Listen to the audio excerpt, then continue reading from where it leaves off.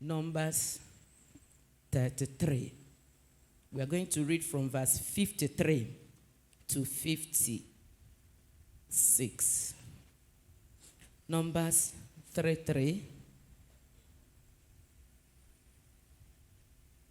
From verse 53. And you shall dispossess the inhabitants of the land and dwell therein. For I have given it to you. I have given to you the land to possess. And you shall divide the land by lots for an inheritance among your families. And to the more you shall give the more inheritance. And to the fewer you shall give the less inheritance. Every man's inheritance shall be in the place where his lot falleth. According to the tribes of your fathers, you shall inherit it. But if you will not drive out the inhabitants of the land from before you, then it shall come to pass that those which you let remain of them shall be pricks in your eyes and thorns in your sides, and shall vex you in the land wherein you dwell. Moreover, it shall come to pass that I shall do unto you as I thought to do unto them. Praise the Lord. This is the instruction that God gave to the children of Israel as they were approaching the land of promise, the land of Canaan. God told them that you are going into a land to possess it. But the land you are going to possess is filled with people. The owners of the land were there. So it is not an empty land that God promised to give them. But God said, when you get in there, the first thing you will do is to do what? Dispossess them. And that is to tell us that for you to enjoy the blessings of God on earth, it is not free. There is a battle. There is a fight you must fight in order to possess good things in this life. In order to get into your promised land, in order to enjoy good health, in order to enjoy whatever good thing in this life, it is not free. And that's why I titled the message today, Conquer or Be Conquered. I may not go the way you know, the way we used to, but there are some things I will mention, and then we will veer into where I want us to, or how Daddy wants us to go this year. Conquer or be conquered. God promised a land to his children. But how come that the land he promised them is not free? There are people to contend with in order to possess the land. And somebody will ask, what kind of a promise is that? You promised me a land, and then I have to fight to get the land. Is it a promise? Is it a good one? That is God for you. He made a promise of a land. There are people there, but he says, go! As you are going, he is going before you, so that the people, when they see you, because of the dread of God upon your life, because of the power of God in your life, the people will surrender. The people will just allow you to take the land. But the instruction is that you have to first of all do what? Go. That is to tell us that this life is not, it is not a kind of fun. It is not full of fun. Life is full of battles. Life is full of challenges. And no wonder the Bible says in Psalm 34 verse 19, many are the afflictions of the righteous. But I like the following, the clause that followed. Many are the afflictions of the righteous, but what will happen? God delivered him from how many of them? All. So expect affliction, expect challenges, expect battles here and there. Expect it from the east, from the west, from the north, from the south. And when I mean the south or the east or the west, I mean it can come from unexpected angle. It may come from your husband. It may come from your children. It may come from your relation. It may come from your best friend. Whichever way of wherever it's coming from, it is still the same challenge. But God said he would do what? He would deliver you from all of them. All of them. So let nobody tell you that, this case is too much. No. I thank God we had a teenagers program yesterday. I thank God for all the teenagers that came. And I thank God for the persons or the teachers that taught us yesterday. And there was a special number that one of the teenagers gave us yesterday that touched me. The song said, or the lesson there is that no matter the problem, no matter how big the challenge, no, don't look at the bigness of the problem. Don't look at whatever the height of the mountain. Look at the greatness of God. That God that healed the woman with the issue of blood.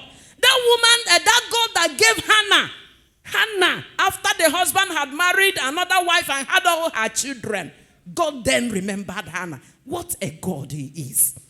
He waited and waited until the man that said he loved her went and married another woman. And that one started bearing. And it was like nothing is happening. And Hannah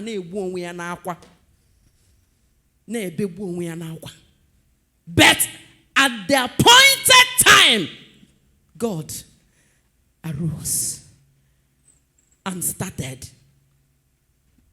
Hannah gave birth to first child. And you know, Hannah, because of what she had passed through, she even said, just one, give me a man child. Is enough for me. But that is not God. This God, oh my God. God said, not just a man child. I will give you more than a man child. But God waited. God waited for something because Hannah attached a promise, a vow to it.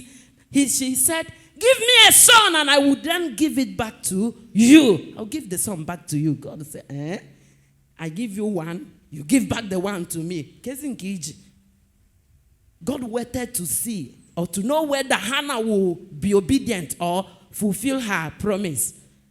After winning the child, let's say that the baby is just 1 year. Hannah did what? Bundled the child and went and dumped him at the altar with Eli. And God looked at her and said, am I seeing very well? You want God to surprise you this year.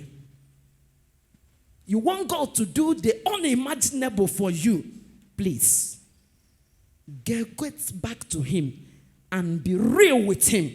And if there are vows and promises you have made, please take time and make them good. Because God looks at the heart. He looks at the heart. God does it. Too many of us, even when we are in trouble, we say too many things. Some of us will promise God, if you just bless me, God will be watching. And he will try you by giving you a little money. And Satan is very smart. I am veering off from what I wanted to say, but I don't know why. Satan is very smart. You may think that when that money just landed, you will give it to God. When the money starts coming, the enemy will now start telling you. I don't know whether it happens to you. That you will be looking for money, and it's like the money is not coming. And as God will just say, let me try this lady, let me try this woman. And a little money will come. Not the amount you're looking for, but a little one will come.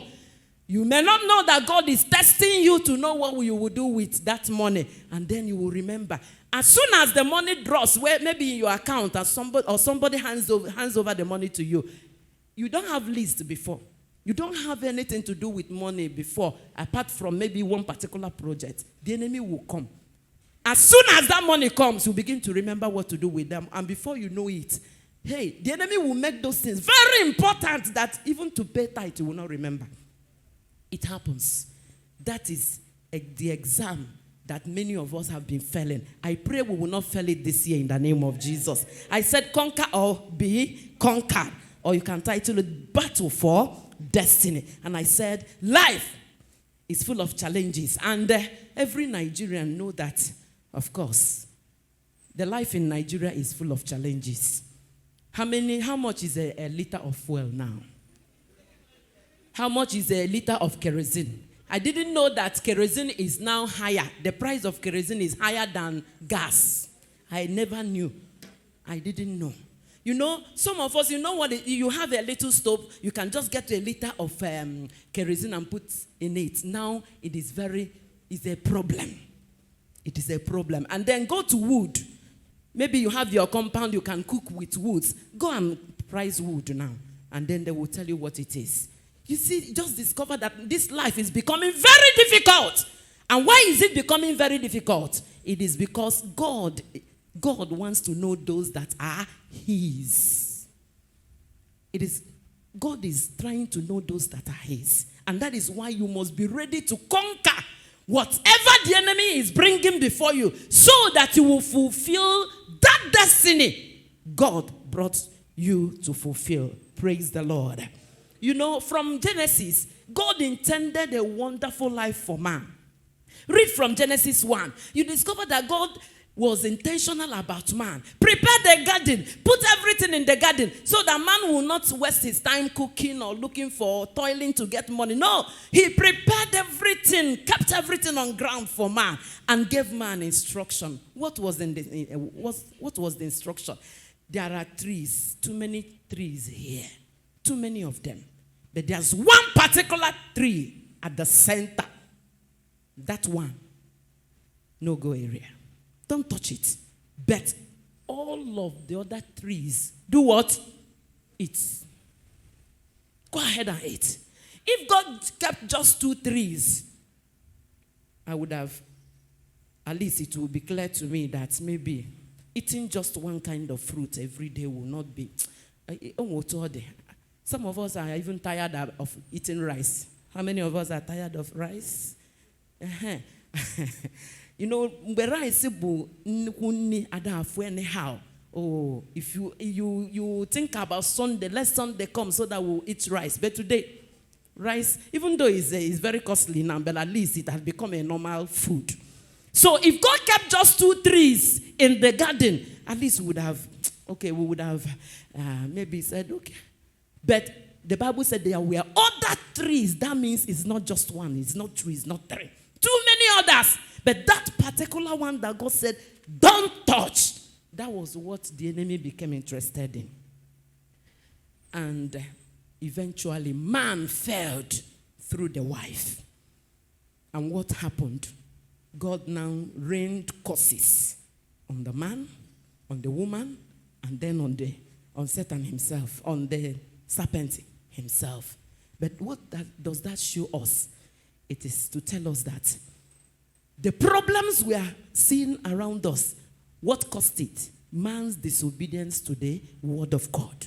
Because man felt that maybe this God is not wise enough. Why will he not ask us to eat this one? Let me go and test it. That is the problem we are having today. That particular thing that God says we should not do, the enemy is pushing the world into disobeying God, doing those things that God said we should not do. And that's why the problems we are suffering today.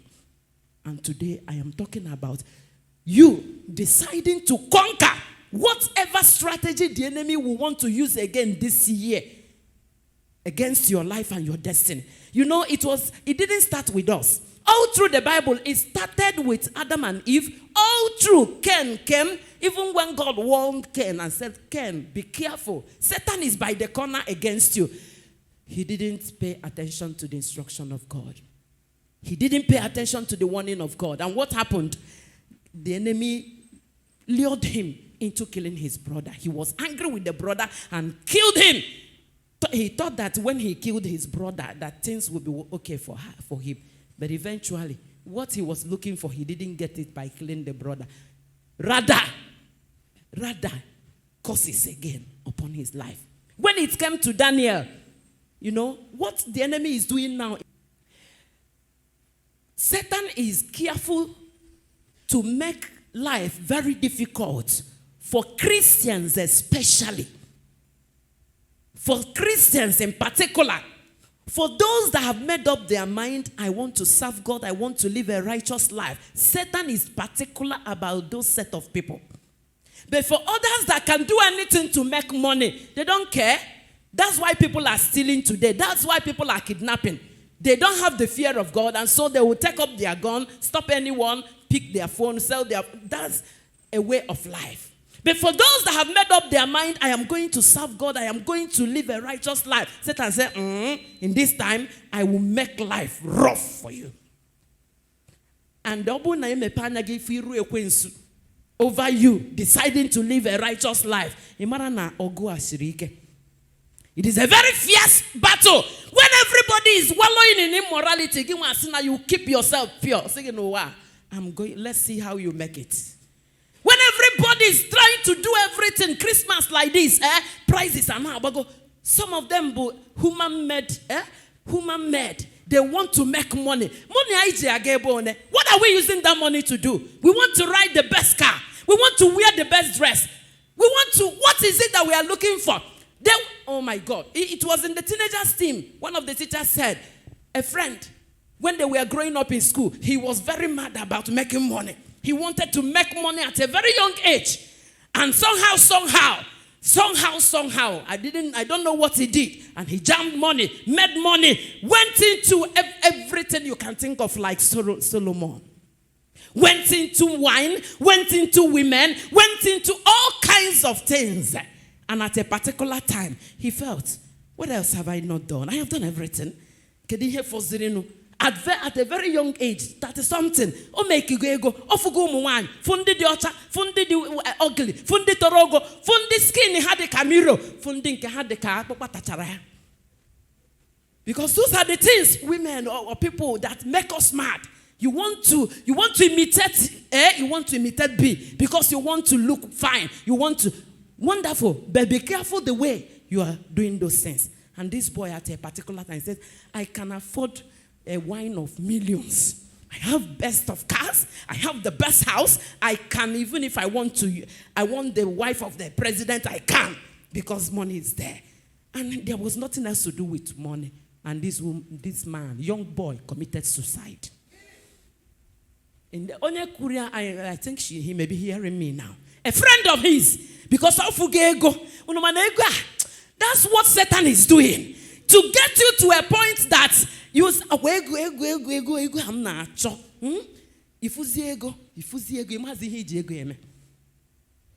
there are some of them, I think I have had a lot of stories about young people that made money and eventually, and some of them because of the way they got the money, at a point, how am I going to go here? How they can even close up a restaurant for people, close up a bar, and then they will just take water. Nah, they are feeding others like them. No joy. I think one of them, just water. I said, boy, why are you just taking water? He said, don't worry. Do you want more wine? For some days,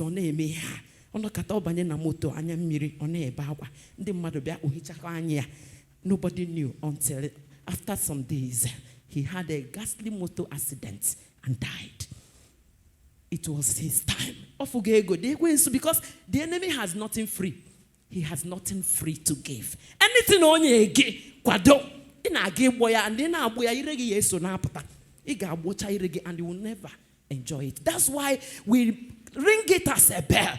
The best thing you can do in this life is to cling on God.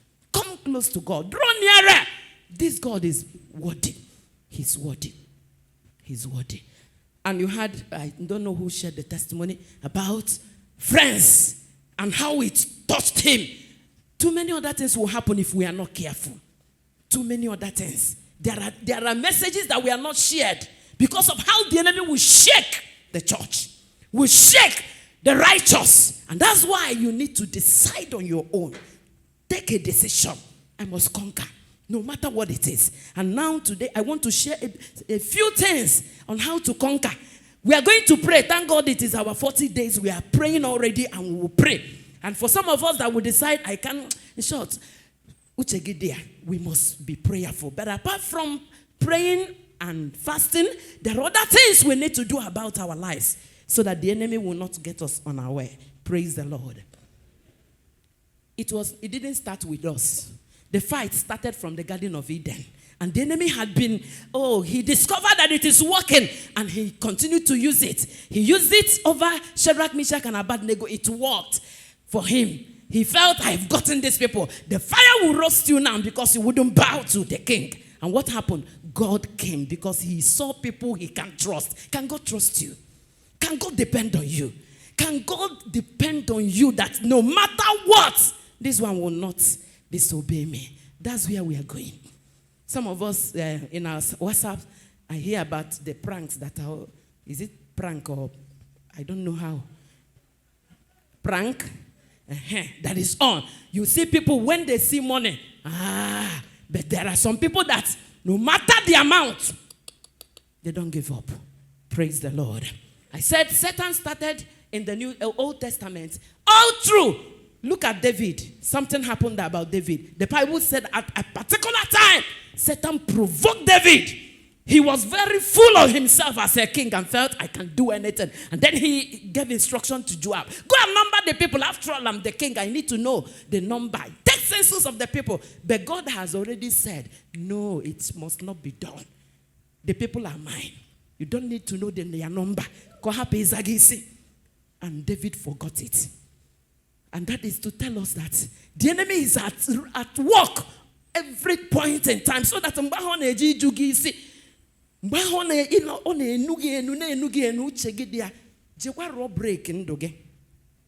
get me? Break. Every human being, you should have a break. And you should have a good shock absorber. Where? Have a good shock absorber so that no matter what anybody does, no matter what your husband does to you or your child or anybody, I don't care who, let that shock absorber help you to withstand the shock and still continue to go and say, this God is good.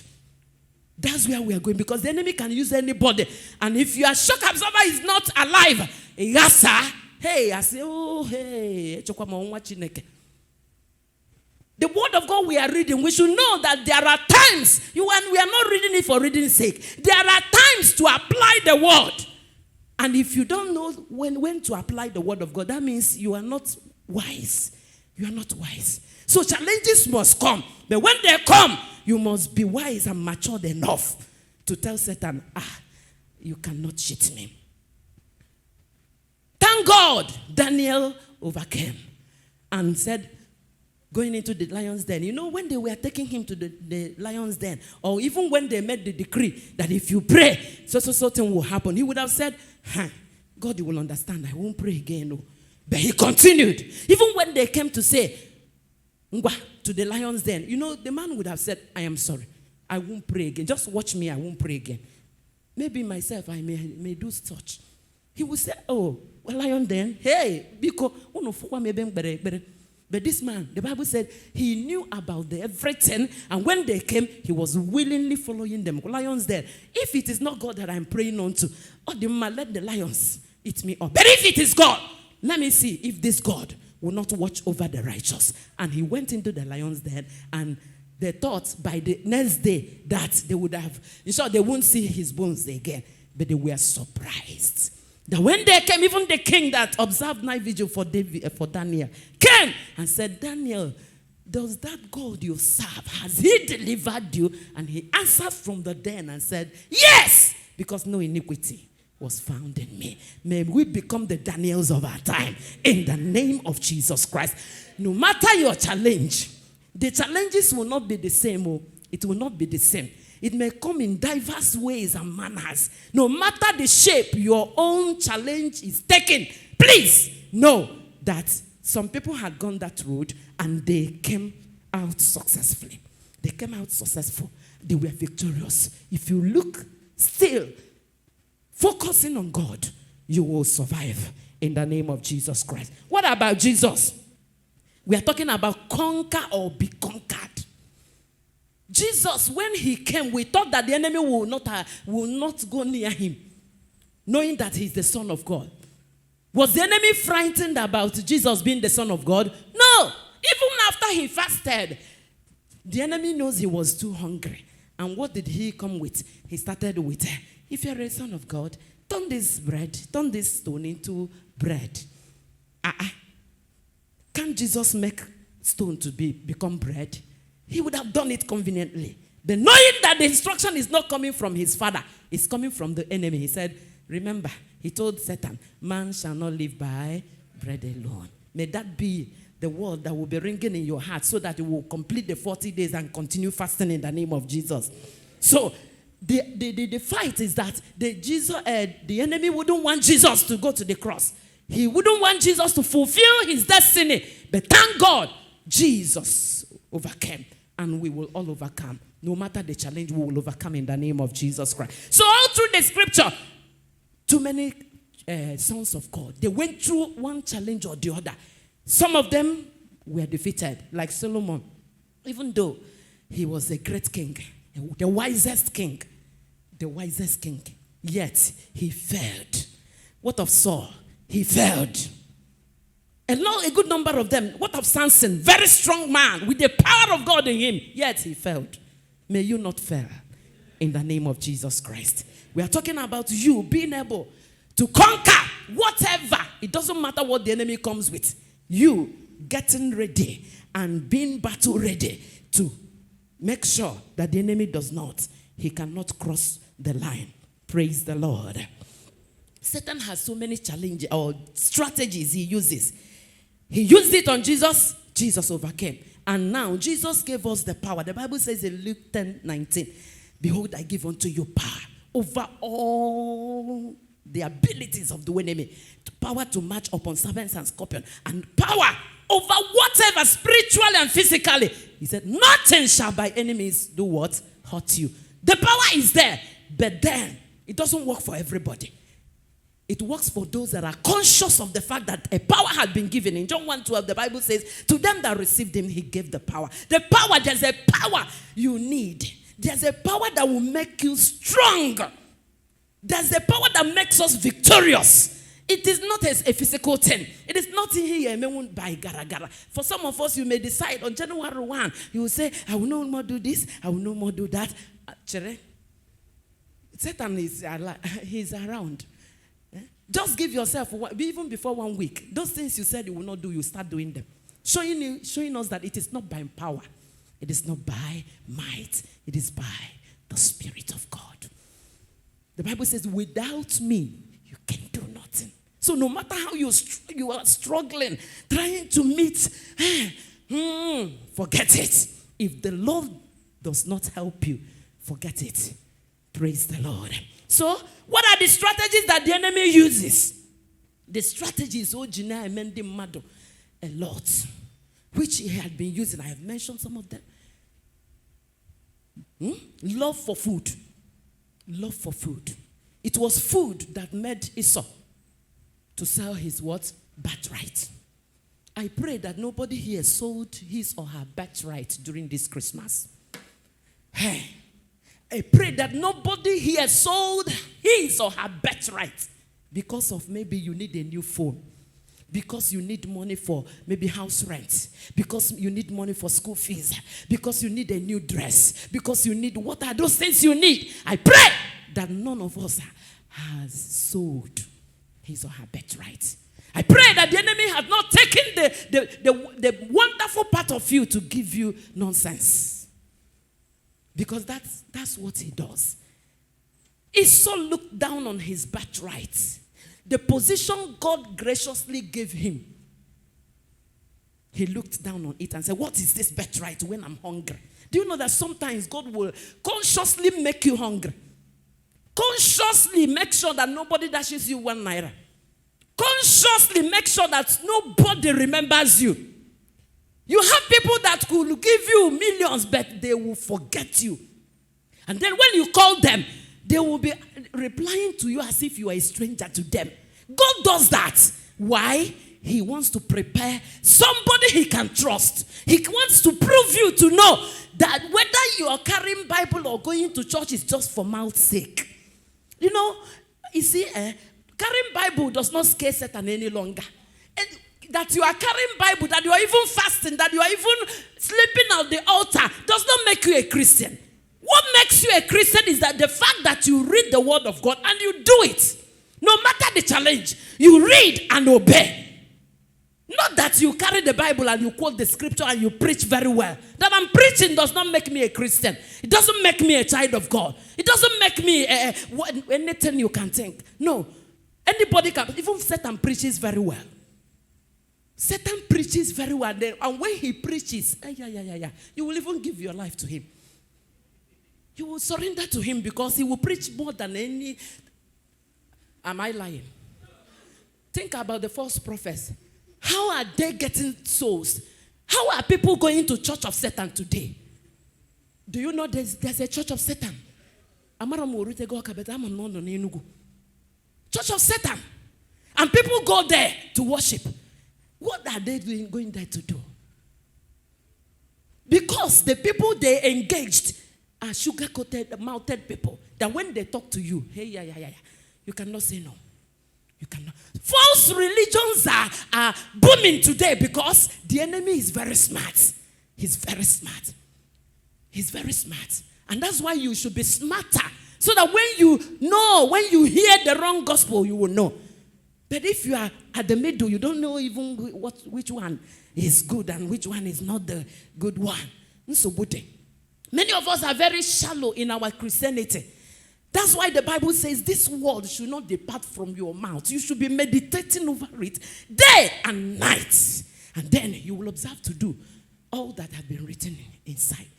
You need to dip yourself into the word of God so that nobody will mesmerize you. Nobody will make you, no. No. Praise the Lord. I said Satan uses strategies. The one strategy we have looked at is the love for food. Love for food. The fast will start tomorrow. But I bet you, I bet you that by tomorrow morning, 8 o'clock, you will begin to feel somehow. You even ask, did I eat last night? I know some people, after eating, give them about 30 minutes or 1 hour. In short, I'm hungry. Have I eaten? It happens. It happens. Okay, I know you're going to bet and short. I am hungry. That's the enemy. Especially now that we are fasting. Expect the enemy to make you feel that if you don't eat now, that your own is gone. That is his work. And I bet you so many will fall for him. May you not fall in Jesus' name. The fast is even made simple. If you can't fast from morning till about 6, you can fast from 3 p.m. to 6 in the morning. I thought that light fast is even, but for some people it works. It will work for you in the name of Jesus. Fast to your ability. But make sure you fast. Another way, another strategy that the enemy is using is unstable temperament. He makes people unstable in their emotions so that somebody can get annoyed and in anger, he or she will destroy a lot of things. He or she will say unprintable things. Unprintable. Things that when you hear is, that this person said it. Anger. Anger. Okay, there's a scripture I want us to read. Go to the book of Proverbs. So that if you are given to anger, you have to do something about it. Unstable temperament. Unstable temperament. Very dangerous. Proverbs 19:11. Proverbs 19:11. The discretion of a man deferreth his anger, and it is his glory to pass over a transgression. I read it in King James, and I felt that the English there is too big. And then I went to NLT, New Living Translation, and I got a version that, oh my God, look at how NLT put it. It says, sensible people control their temper. They earn respect by overlooking wrongs. If you have NLT, you can read it there. There are other versions of it. Another one says, if you are sensible, you will control your temper. When someone wrongs you, it is a great virtue to ignore it. Oh my God. Look at this one again. A person's insight gives him patience, and his virtue is to overlook an offense. That is to tell us that offense is part of life. Did you get me? Just like I said, challenges are part of life. Offenses are also part of life. It is natural that people will offend you. It is natural that your husband will offend you. It is natural that your friend will offend you. Your boss will offend you. Your children will go out of their way to provoke you to anger. But the Bible says a sensible person will do what? Will control his temper. Hey, oh my God. I say, Onya chonam putana achoge. Praise the Lord. Sorry, I have to speak Igbo. Agakwani izuna. Ndị agwata will understand me.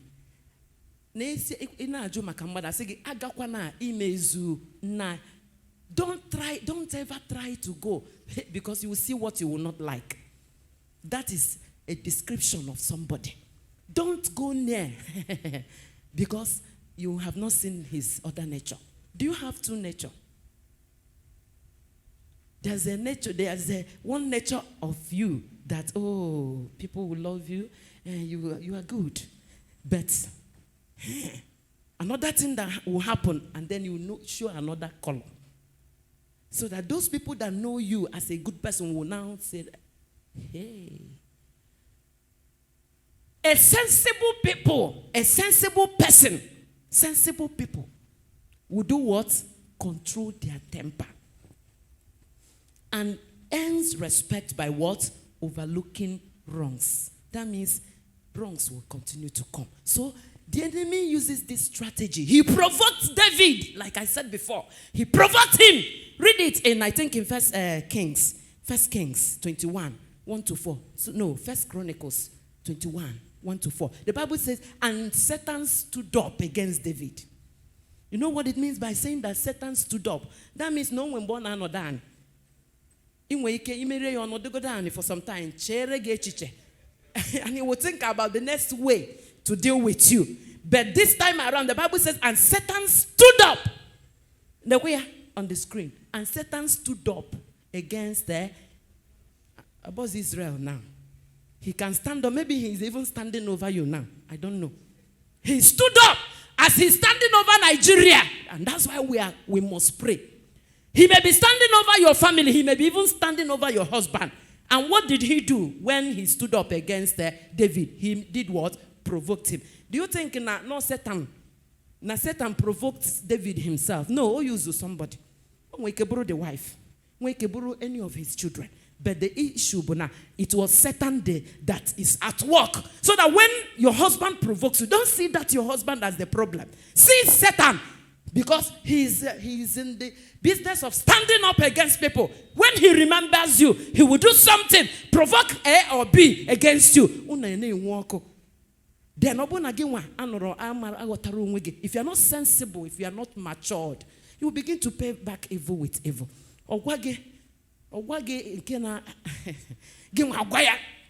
After all,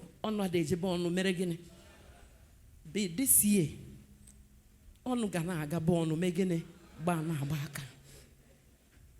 decide it in your heart, because if not, trouble. I don't know the level of problems you have been passing through 2022, but this time it will be times 10, because the enemy's eyes are red. So, love for food, unstable temperament, you are maybe irritable, you are very irritable, you are impatient, even with your parents. They may not understand you, but don't do anything in a hurry. Think over it. When Joab called the attention of David and said, King, do you know what you're saying? Don't you remember the word of God? He said, no. The Bible said that the word of the king was against him, and he had to go. And after that, calamity struck. If you go to the script, thousands of the people of Israel died. And it pained me, because if it is just David and his family, it would have been understandable. But God now decided to deal with the people, ignorant people.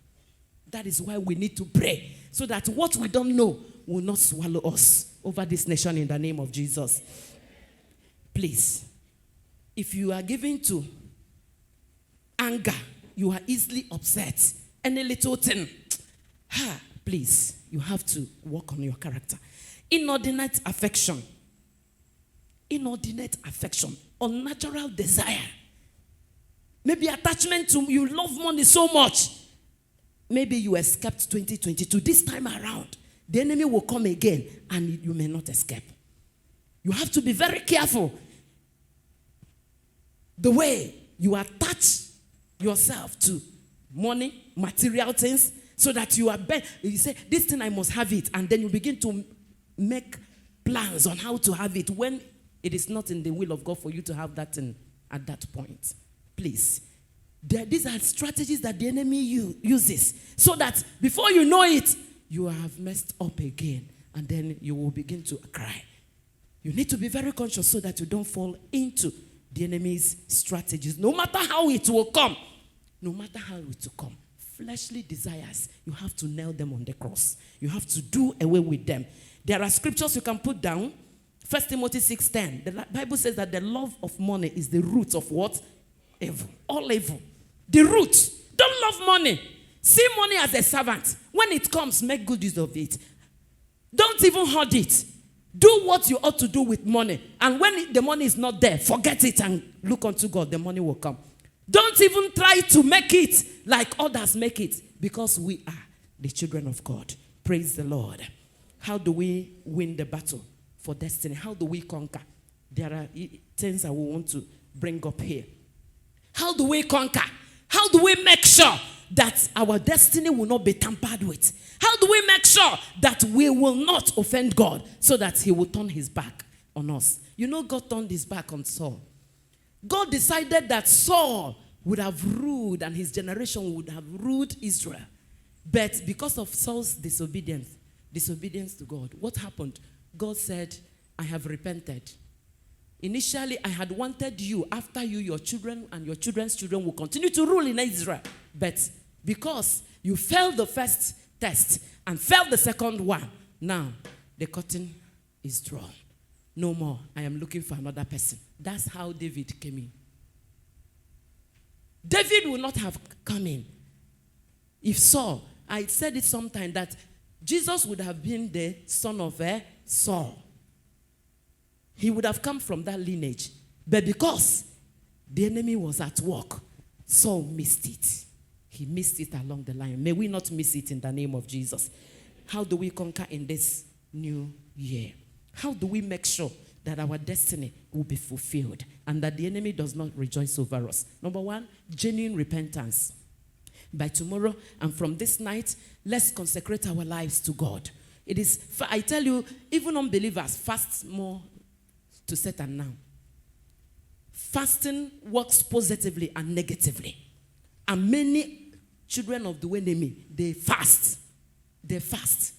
And there are all kinds of fasts. So, when you are fasting, don't think that you are doing what nobody is doing. Witches are fasting. Occult men are fasting. So, our fast must be different. We must not fast with iniquity. We must not fast with sin. We must not remain in sin and expect grace to abound. No. You need to take time if you want your fast to be fruitful to you. If you want your fast to benefit you. Because the fast we are doing, are you doing it unto God? No. The first thing you are doing is to call the attention of God. You want God to hear you. You want God to be favorably disposed towards you. So you are fasting for yourself so that you will obtain mercy from God.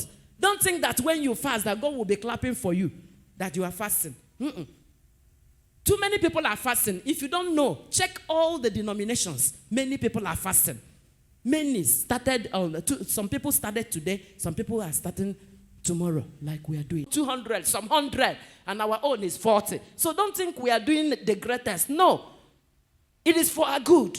It is for us to fulfill destiny. It is for us to enjoy life. So don't even see it as, yes, God, I'm fast. Fast. How many days dry can Praise the Lord. So we have to start fasting with what?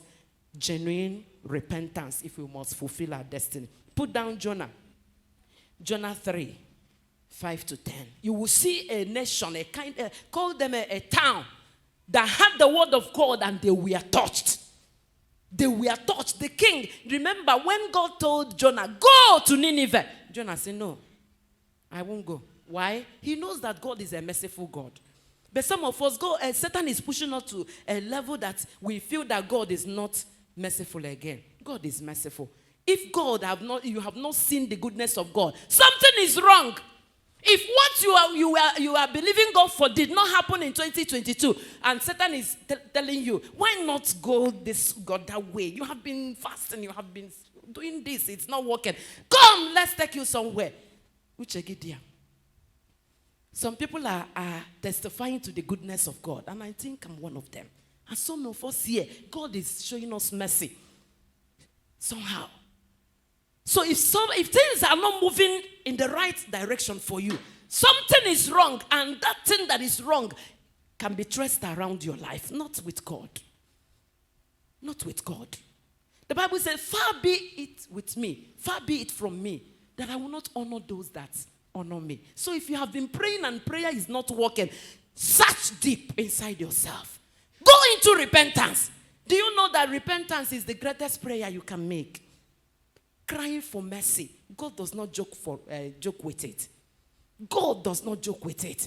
For the people of Nineveh, when they had that simple message of Jonah, what did they do? The people were touched. And when it came to the ears of the king, what did he do? He called for a solemn assembly. Called the whole people and said, now, do you know, there's nothing that does not have a solution in this life. You see what we are suffering from, what we are experiencing both in Anambra, all over now, it has a solution. Do you think if the governor will call for a solemn assembly with a genuine heart? I know too many people, some people will say, he's not a member of our church, we are not going. But because he's the number one man in this land, God will honor him. Are you here? You may not understand.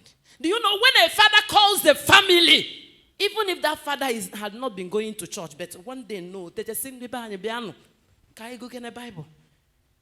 God will honor him that day. And whatever he asks, God will do it. But the problem is that, how many men will do it? Some of them will say, and then some men that will do it, the enemy will be working against them, making things very tight for them. So sometimes they feel, and then some women, when the children are hoping that, our mommy is there, one note, I can see the woman making okop. So trouble in the family. So God does not joke with repentance. God does not joke with repentance. And when we talk about repentance, sometimes it may not be your sin. It may be something in the family. Let's see the book of 1 Kings. Let's see what happened about this man called Ahab. 1 Kings 21 verse 29. 1 Kings 21 verse 29. Okay, something happened. Project verse 28. Let's see what happened before 29. 28, verse 28. And the word of the Lord, okay, 27, please. Something happened. God rained curses on Ahab and his generation. But Ahab did something and God repented. And it came to pass when Ahab had those words that he rent his clothes and put sackcloth upon his flesh and fasted and lay in sackcloth and went softly. You know who Ahab was? A terrible king, even though Jezebel was by his side. When Jezebel comes with her wicked plans, Ahab will approve it. And life continued. Took the land of Naboth and did what? Killed him. And then God was not happy with him and said, too many things. If you go home, you can read what God said will happen in the life of Ahab. But look at verse 29 again. And when this man repented, God now called his prophet and said, seest thou how Ahab humbled himself before me?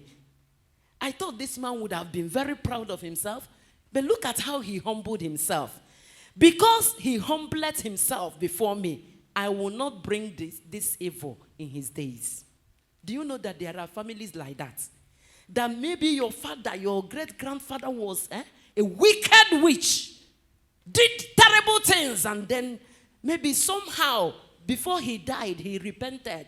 And then God may have said, I will not bring the evil in his days, but in his son's days, I will bring the evil upon his house. Do you know there are families like this? Onye metari ha anwugo. One no n'udo. But again, what doesn't do now, you begin to suffer for what you do not know. This is the cause. This is the cause. This man is worthy of death. He is worthy. In short, firing squad. But when God pronounced the judgment, he repented and said, God, mercy. And God now told the prophet, go back. Look at, in short, this man, may we make the God obi in this fast. In the name of Jesus. You can break somebody's heart. Not in the negative, in the positive. You can soften the heart of somebody. You can make somebody who maybe doesn't like you. Or maybe only somebody that have had a lot against you. And then when suddenly you appear before him, he sees the opposite of what he had. Oh my God. He will now change his mind about you. Ahab got that blessing from God. And then, during the time of his sons, the judgment now manifested. May it not be the portion of anybody here. I pray that whatever is happening around you, let it not be because of your own sin. Even if it is because of your parents, within this fast, you make up your mind. No, Lord, whatever they did you not say in your word that children will no longer suffer for what their parents did? That is the word of God. Gather the scriptures and then send those back, the scriptures back to God. Because God, look at how he had mercy on Ahab. I have not committed what Ahab committed. So God will hear us in the name of Jesus. He will hear us. So the very first thing, the way to conquer, the way to make sure that the enemy does not have advantage over your life, over your family, is to start the year with repentance prayer. Don't even think and say, God,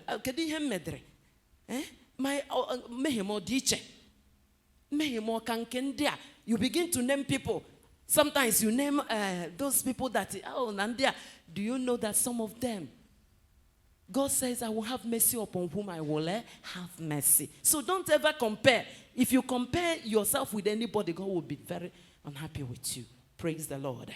I said genuine repentance, number one. And then, number two, how do you conquer? How do you make sure your destiny is intact? Keeping to divine instruction. Keeping to what? Divine instruction. Because we are not our own. Can you tell somebody by your right? Say, neighbor. I hope you know. You are not your own. Did we get the message? Do you know that you are living? Forget that you were able to get down here by yourself. But who is sustaining you? God. It is God that is sustaining you. It is God that can decide anything for you now. You may have so much, wonderful resolutions. You may have wonderful things you want to achieve this year. If God is not with you, you are going nowhere. You are going nowhere. So, how do you conquer the enemy? Pay attention to divine words, instruction. The instruction has been given in this ministry. We are on 40 days from tomorrow. And that we should be coming 3 days in the week, Monday, Wednesday, and then Friday. Keep to the instruction. So that when the enemy knocks, hey, God will defend you. Let it not be that when others are fasting, you are eating. When others are fasting, you will remember that the doctor said you should not, you have ulcer, and you will be claiming that. Do you know that ulcer? I think we have heard that the testimony severally. In the midst of fasting, ulcer disappears. God can do it. Sickness is not part of what Jesus died on the cross of Calvary so that we continue to be sick. No, he died that we will be free from what? Sickness. So, obey the instruction. Join people. To the level you can carry. And I tell you, in that obedience, you will see your healing. Praise the Lord. Remember, man shall not live by bread alone. So, fasting is, I think I quoted it yesterday with the teenagers. The Bible says that the word of God is life to them that finds it. The word of God is what? Life. There is life in the word of God. So if your life is somehow, eat the word. Take food away for some time. Go off food for some time. And feed yourself with the word of God. The Bible says, man shall not live by bread alone, but by every word that proceeds out of the mouth of God. You can feed yourself with the word of God. And then, not just that the word of God is life. The Bible says that it is health to those that do what? Find it. So the word of God is life. The word of God is equally health. Is medicine. It is what? Medicine. The way you drink medicine, do you know you can drink the word of God like that? Find scriptures on health, on the promises of God for healing. Find it every morning. Begin to drink it. Before you know it, that sickness will disappear. Praise the Lord. Hallelujah. You need to know, I said we should pay attention to divine instruction. We should know also that there are some problems that do not just go. Pray from now till tomorrow. It doesn't answer to just prayer. That's why Jesus said, this kind does not go except through what? Fasting and prayer. So when we are fasting as a body, a group fasting, join, because there's a corporate anointing in the fast. Praise the Lord. Take down Deuteronomy 28, 1 and 2, and then Joshua 1, 8. The Bible says, if you will be diligent to obey the word of God, he says, these blessings will follow you. If you will hearken to the word of God, that means paying attention to the word of God. You don't just read it. You don't just study it. You don't just quote it. You do what? You obey it. You hear it, obey it. It will work for you. It will work for you. So decide this year that you are going to obey every word of God. No matter what the world is going into. No matter what the world is going into. You must obey the word of God. This morning, yes, somebody called my attention to the kind of things women wear. Do you know that women wear just pants now in the street?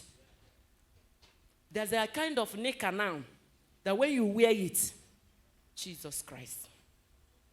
And when you see them, they are not ashamed. They are not ashamed. They wear it anywhere. Oh, and a man was talking about that. Projecting women, different pictures of women, and what we wear to weddings now. I was in a wedding, when was it? And I saw somebody, one see-through dress, long, very long, it's a lace material, very long.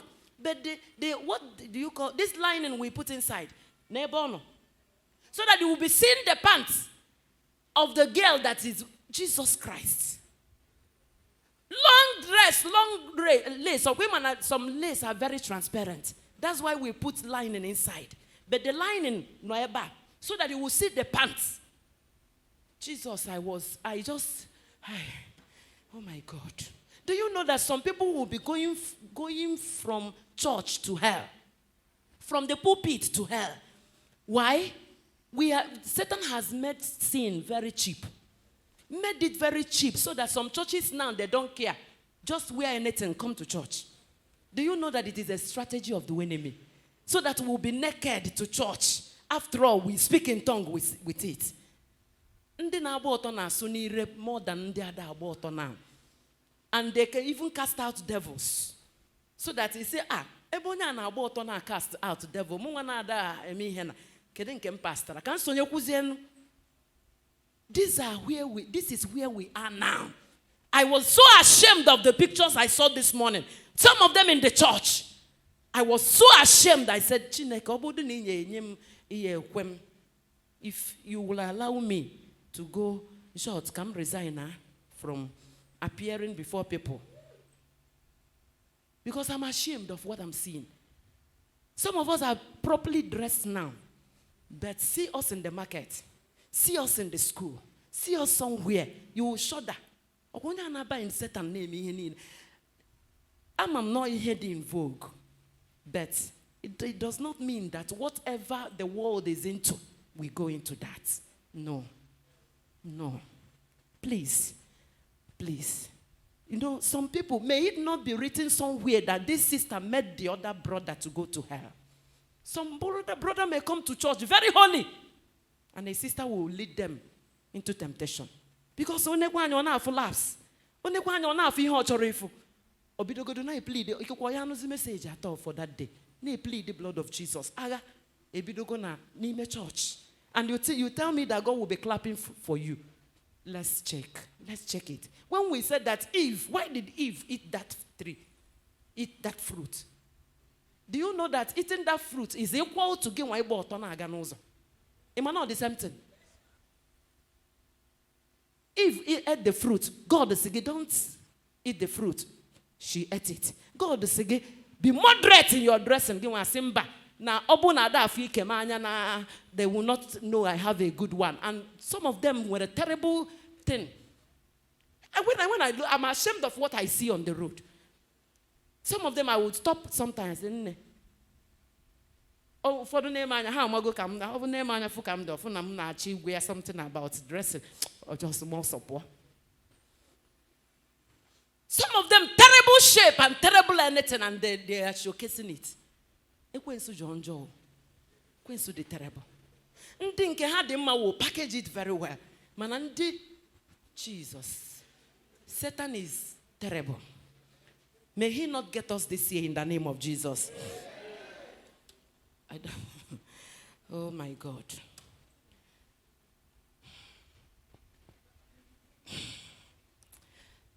How do you conquer in this period?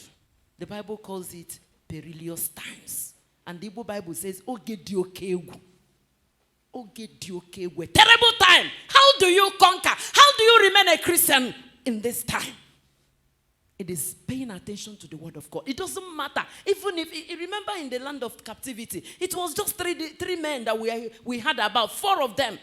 Where were others? Too many of them were carried into captivity. Too many of them were facing the same challenge. But just 4 said, no, if we will die obeying God, let's die. Did they die? Oh, they did not die. You know, this God marvels me at times. Did we hear about some of them that bowed to the image of Nebuchadnezzar? We did not hear about them. Rather, these people that the enemy wanted to crucify, wanted to die, wanted to snuff life out of, those are the ones that emerged as prime ministers again. Ruling over. Do you want to rule this period? Do you want to be on top? Do you want to be reckoned with? Please, be mindful of the word of God. Obey the word of God. God is not a joker. God is not a joker. Has he said anything? He will do it. It may be rough now. It may be very tight for you now. But wait. Wait for him. Wait for him. He will always honor those that honor him. How do you relate with your parents? Obey them. Both physically and spiritual parents. Obey them. They may not be all right. Sometimes our parents may not be all right. But God has blessed them over us. We need to obey. Unless the situation is somehow, that's why you need a counselor. You need somebody to direct you on how to deal with the situation. I was sharing with the teenagers yesterday. Some of the teachers raised it. I asked them, if your parents are the reason why you dress nudely, because some parents will buy nude dresses for their children. They buy new dresses for their children because they want to show how we're beautiful children. We raised it there. I know it may be very difficult for you to disobey your parents, but with prayer, you can do that. And you may need counseling. Because if you project your child into the world, when she becomes worldly, because you can't control her again. You cannot. So that these little children, I thank God. We asked them a question. How can a teenager protect herself or himself from sexual immorality. Come and see their answers. I was shocked. Showing us that some of them, they know the word of God. One of them said, when your dressing attracts evil to you, the way you dress, oh my God. I said, thank God that these children know. Because when you dress very well, before anybody talks to you, they will think twice. It is when you are naked, your breast halfway, your buttocks there, you are valuable. That is what you are saying. And don't be surprised the kind of things that will be coming around you. So parents, let's deliver our children. Make them smart, but don't make them too smart so that the enemy will notice them easily. Buy good dresses for them. I know it is difficult now because when you go to market, these are the things that are everywhere.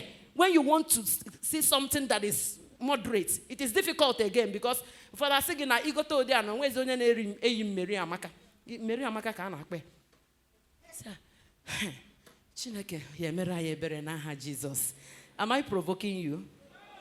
Even if I provoke you, I am not saying it is the word of God. We should be moderate in what we are doing. Please. Please. So, you want to conquer? Please, obey the word of God. Others may say no to it, but go. Give one. Do it. And you will be blessed for it. Another thing is that you have to learn to put your emotions under control. Put your emotions. We have read it in Proverbs 19:11. I think let's read another one. Proverbs 19, okay. Sorry, we will get down to it. But you should know that you should be very slow to anger. Okay, let's see Proverbs 25 verse 28. Let's read it now. Proverbs 25 verse 28. 25:28. He that hath no rule over his own spirit is like a city broken down without what? Walls. You should learn to control your spirit. As a man, as a woman, as a child. Don't go against your parents. I said they may not always be right. But don't, oh my God, don't go haywire.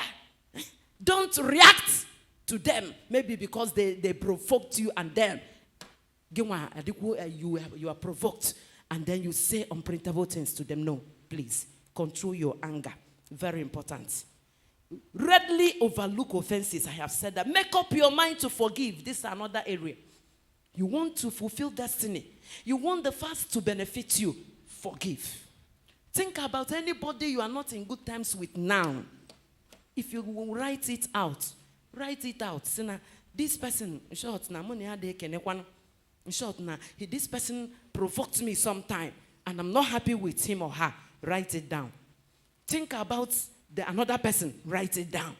Think maybe 2, 3, 4, 5, 10 people. You are not happy with them. Write it down. Write them the names down, and then begin to pray. Tell God you forgive. Call the person's name and say, God, please, I forgive this person. Even though he wronged me, he offended me, or she offended me. The Bible didn't say if you are the one that offended, you should forgive. No, he said if you have anything against anybody, whether the person wronged you or you wronged the person, the Bible says do what? Forgive. So before we get into this fast, learn to forgive. Very important. Forgive. And I wrote here, make up your mind to forgive those that wronged you. But if you desperately need sorry before you forgive, you need sorry before you forgive. There are people that they cannot forgive until you say Quran and say, sorry. If you are such a person, I want to say sorry now to you. Sorry. Oh? And then, if this one is not enough, I can kneel down and tell you sorry. So that you benefit from this fast. And so that the enemy will not cash on your anger and your unforgiveness to deal with you. Maybe this one I said publicly is not enough. After the fellowship, come, I will say sorry to you. Because some people are so made up in their mind. No, make a taboo no serum sorry. And then they sorry, man. It does seem sorry. You are the worst sinner. You are the worst sinner. I thought it is therefore the mother. Somebody that will do something wrong and never. She can. I met one day. Imagine me, onyem toro, and I know, and I'm job to 10 years we toya. And then another woman that was senior to me with about 10-15 years. And then we went to make peace with one husband and wife. And then they started the story. After all the stories, because we gave them the time. And remember, we had to fuel our car to go there to make peace. And then when we had everything, we now started trying to make them understand that it is the enemy that came, so that they should forgive each other. And then we call on the woman, very young woman. Now, we know your husband didn't do well. We have indicted him. Now, can you say sorry to your husband? She said, never. I thought it was a joke. I thought I was dreaming. I said, "Ne, please, say sorry to your husband." Okay, we didn't understand, and we just left what we are doing, fueled our car to be here, and you are still saying that we don't understand what you are saying. Or is it God that will come down for you to understand? She said she will not say sorry.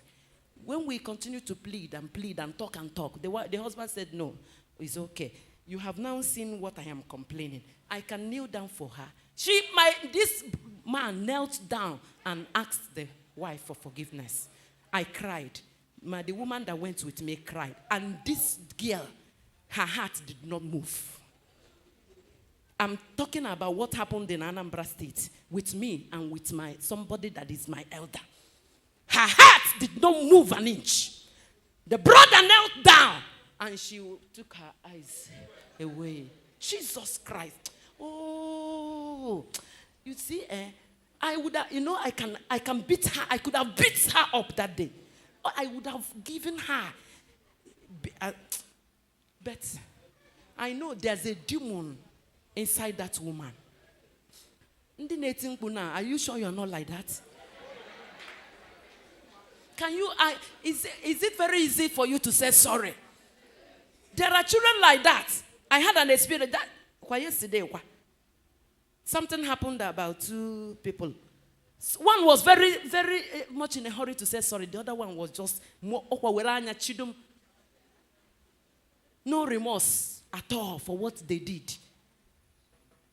Some people are like that. And you are going to start fasting now. Very soon we'll stand up to bind Satan. But you are Satan incarnate. Your heart is so dark. Oh my God. Very dark. That day I saw another woman. The husband will always complain and say, this woman behave that way. But the day I saw it, no matter what this man had been doing, at least for God's sake and for our sake that are elders to her, she would have obeyed us and asked the woman, at least don't kneel down, just say sorry. Sorry, apotara.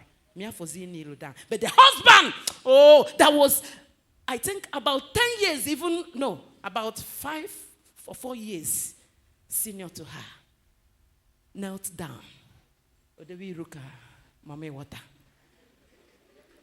And for such people, do you know it is very hard for them to obtain mercy from God? Very hard.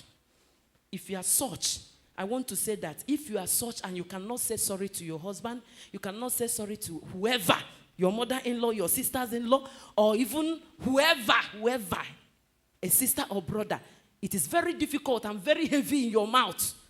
Sorry, please, you need to be born again. You need to be born again. Sorry, very simple word, but it cools a lot of things. And please, if you need sorry, I'm saying it again. Come, I have loads of it. I will give to you. So that you won't go to hell with that person that has made up her mind or his mind to go to dine with Satan.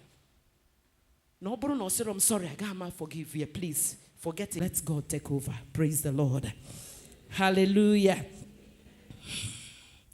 I said here, a great destiny can be lost because of uncontrolled temper. A great destiny can be lost. I am not saying that the other person did well. No. He may have done, he didn't do well. But you, 2 wrongs will never make a right. Never. Never. And it was Namada Abada Yara at the same time. If you see that the other person had taken off, na okopugo, give me kopuna. Chikoto unwege. Take the shame. Take the shame so that the enemy will be defeated. Praise the Lord. You can rob yourself of a great blessing because of anger. You know, I said David brought problems upon his people because of provocation. And Moses lost that promise. He didn't see the promised land. Why? Anger. And you need to, I don't know. Anger is a very terrible thing. Very terrible. Please, remember what we read. A sensible man, a sensible woman controls his temper. If you're wise and you are mature, learn to ignore offenses because they must come. Imagine Moses. This God, please, let's be careful with him. You know, the anger in Moses is a terrible one. Very terrible. How do I know? Or how do I say it? A man that could kill a man because the man was against his brother. You remember the Bible says that an Egyptian and an Israelite fought. And Moses saw them. What did he do? He said, you, an Egyptian, dealing with an Israelite?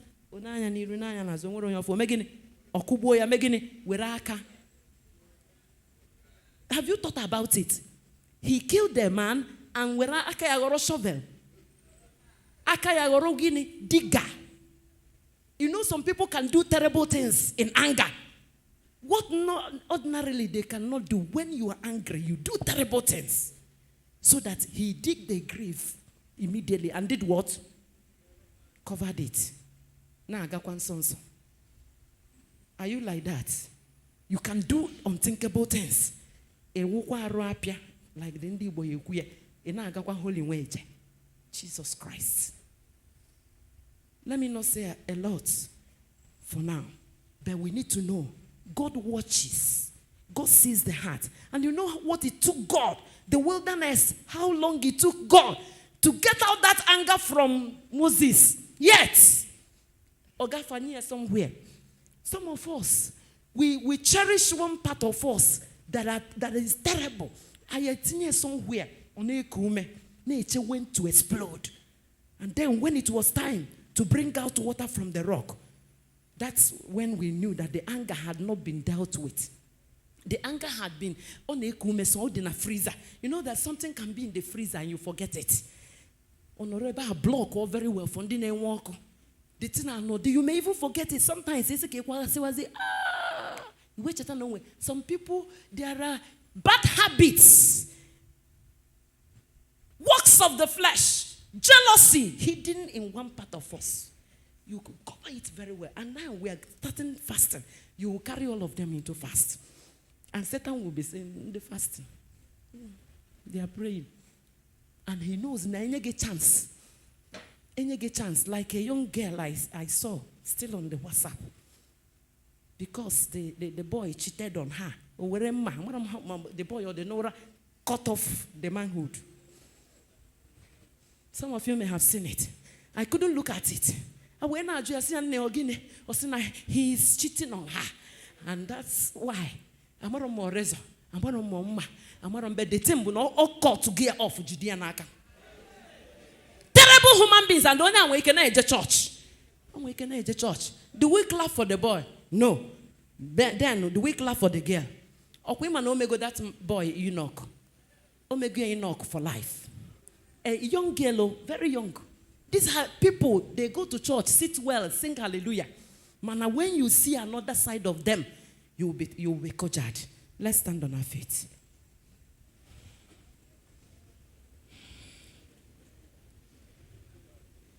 I will say the last point for how you can conquer this period. It is by increasing your spirituality. What did I say? Increasing your spirituality. Take your Bible as you're standing. Let's read. Psalm 92. Psalm 92 from verse 13 to 16. Remember also I have said from John 5:15 verse 5. The Bible says, without Jesus, we can do nothing. So you need Jesus to conquer. You need him to succeed in life. And then in Psalm 92 verse 13, the Bible says, those that be planted in the house of the Lord shall do what? Flourish in the courts of the Lord. They shall still bring forth fruit in old age, and so on and so forth. I'm in particular about verse 13. Okay, read verse 12. The righteous shall do what? Flourish like the palm tree. He shall grow like a cedar in Lebanon. You want to conquer? Become righteous. Pay attention to the word of God and live it out. And then plant yourself consciously. Not that the church activity is carried.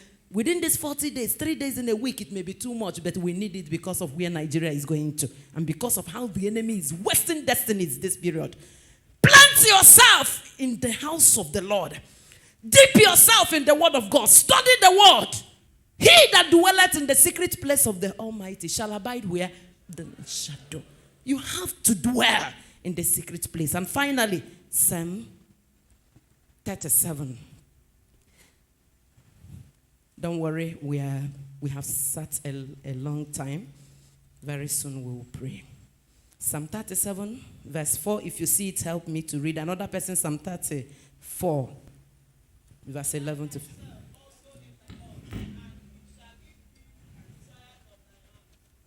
Do what? Delight thyself in the Lord. He will do what? He will give you the desires of your heart. That's the word. And then in Psalm 34 verse 12. Psalm 34 verse 12. The Bible says, we will read it together and then we'll pray. Verse 12.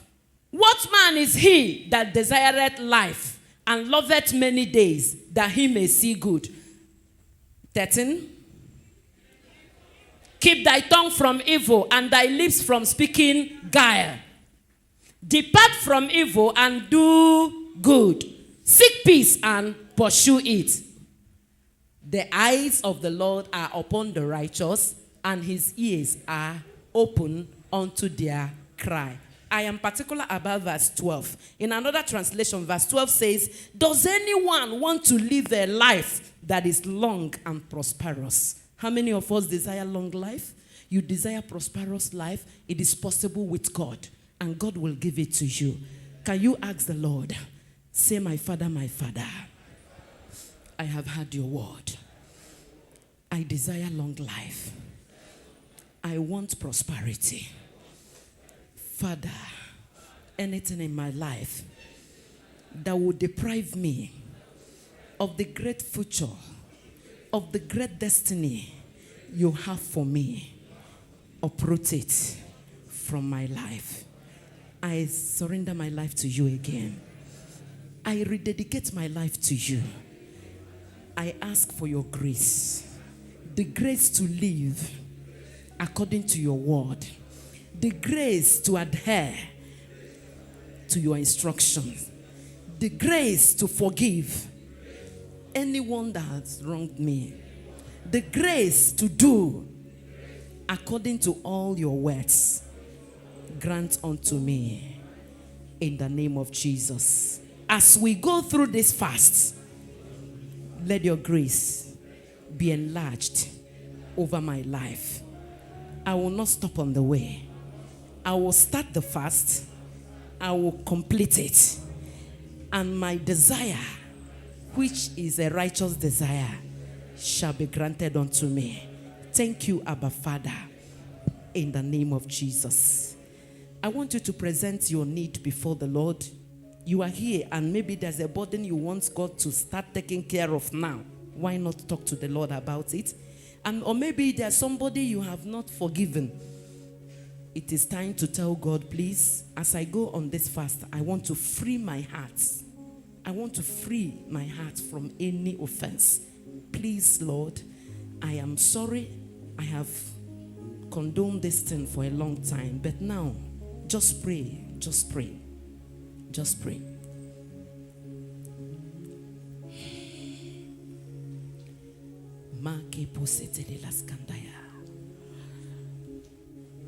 It may be very painful to you. If you want to cry now, cry.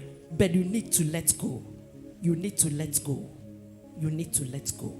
Whoever it is, if it's such that you don't know how to go about it, please come for counseling. But if you can, please, let go every offense. Let go every offense. Let go every offense. Let go every offense.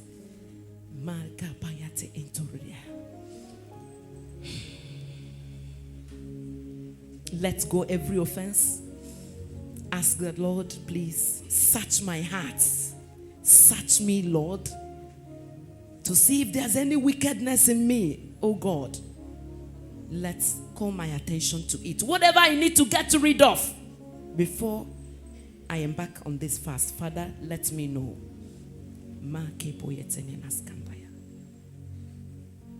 Thank you, Jesus.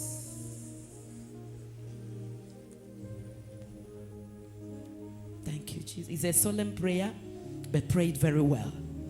I don't want to make the mistakes of last year.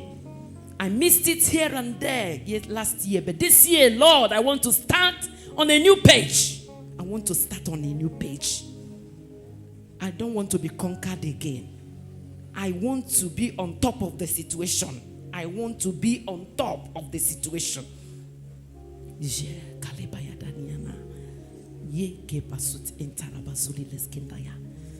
Now begin to bind all the spirits that have been mobilized against your life. The enemy is preparing on how to deal with some of us, but we can get over it. Take authority over every spirit that have been released against your life in any way. In any way. Whatever the enemy has planned, however he has planned to deal with you this year, tell him no. In the name of Jesus, I come against the program of hell, the plans of the enemy. Whatever trap he has set for me this year, whatever high jump he has set for me, in the name of Jesus, I refuse to be a prey. I will not fall prey. I will not fall prey. I will not fall prey. I will not fall prey.